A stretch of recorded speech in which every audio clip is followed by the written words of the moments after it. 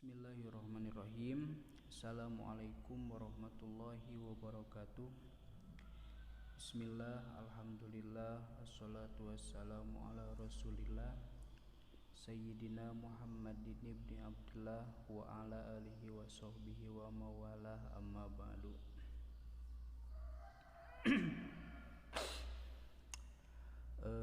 Setelah kemarin kita selesai membahas makhorijul huruf secara singkat, maka untuk selanjutnya sesuai rukun tajwid yang 4, maka selanjutnya kita akan membahas yang namanya sifatul huruf.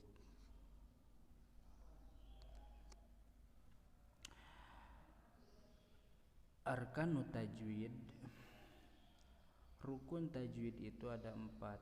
Yang pertama, ma'rifatu makhorijil huruf. Kita harus mengetahui tempat keluarnya tiap-tiap huruf. Yang kedua, wasaniha ma'rifatu sifatiha. Yang kedua adalah mengetahui sifatul huruf.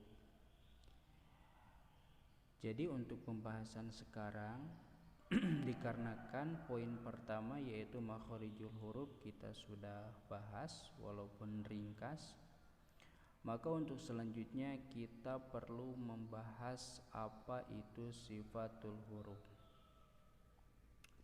Sifatul huruf ini ada 2 kalimah atau 2 kata.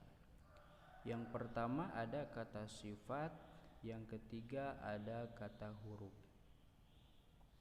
Namun untuk mengartikan apa itu sifatul huruf, maka kalau kita mereferensi kepada sebuah kitab tajwid, kita sebut saja namanya Nihayatul Qaulil Mufid, maka di sana ditulis bahwa pengertian atau yang dimaksud dengan sifatul huruf ataupun ta'rif dari sifatul huruf tersebut ialah terbagi 2. Yang pertama ada sifatul huruf versi bahasa menurut lughah. Bahasa Arabnya lughatan. Lughatan ini menurut bahasa. Definisi sifatul huruf menurut bahasa ialah maqoma bisyai'i minal ma'ani kal ilmi wasiwadi. Kita ulangi, maqoma bisyai'i minal ma'ani kal ilmi wasiwadi.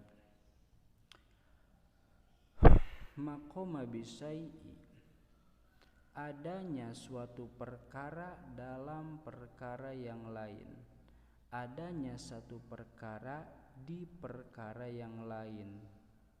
Berarti istilahnya nempel ya. Istilahnya nempel. Maqama bisyai'i. Seperti apa adanya perkara dalam perkara yang lain itu? Di sini diberi contoh minal ma'ani kal ilmi wasiwadi. Seperti dalam ma'ani di sini ma'ani apa namanya? Ma'ani nanti akan kita bahas ya. Seperti adanya ilmu yang mana ilmu itu nempel pada seorang alim. Alim itu apa? Alim itu orang yang mempunyai ilmu. Kita contohkan, contohnya kita mempunyai ilmu memasak. Kita mempunyai ilmu memasak. Nah,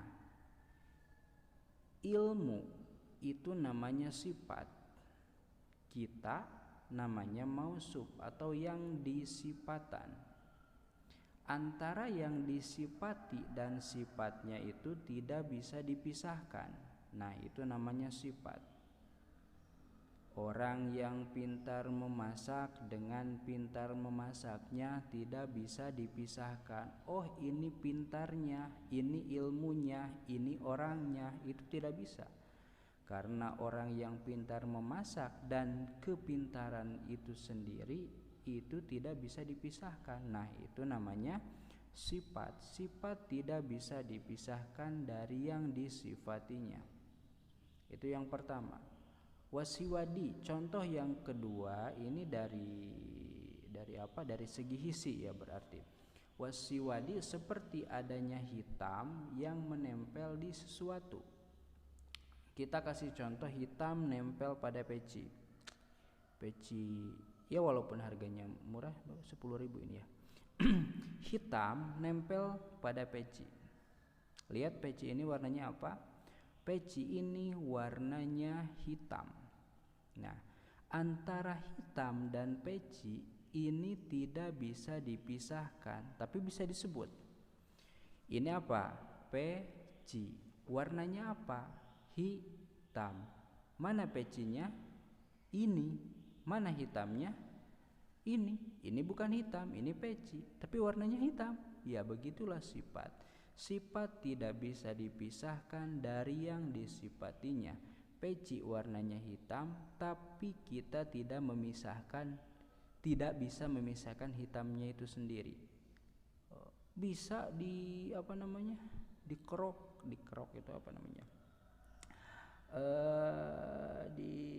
Dipisah-pisah, digosok. Tetap saja kalau yang digosok itu namanya jadi serpihan-serpihan kecil. Itu bukan hitam tapi serpihan. Intinya antara hitam dan peci ini tidak bisa dipisahkan. Tidak bisa begini, ini pecinya, ini hitamnya, tapi sebut ini peci yang berwarna hitam. Nah, itu sifat, namun sifatnya menurut lughat. Yang kedua, ada sifat menurut istilah. Ada sifat menurut istilah. Tapi kita takut terlalu lama, maka kita akan bahas pada sesi yang berbeda. Untuk sementara sekian. Assalamualaikum warahmatullahi wabarakatuh.